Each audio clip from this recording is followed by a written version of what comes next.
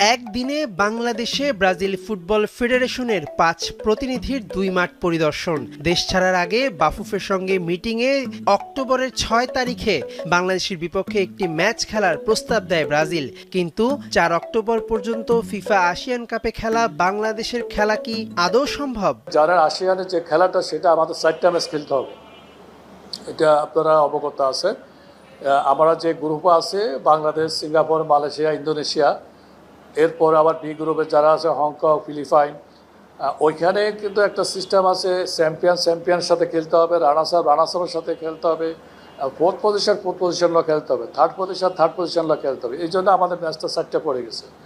তো সব কিছু মিলে আমরা ওভারঅল পজিটিভ আছে, বাট প্রেসিডেন্ট ফিফার সাথে কথা বলে একটা, আর ওরাও যেহেতু আমাদের সাথে একটা ভালো মিটিং করে গেছে, আবার তারা সব কিছু পজিটিভ আছে। তো সব কিছু যদি মিলে যায় ইনশাল্লাহ আমাদের প্রেসিডেন্ট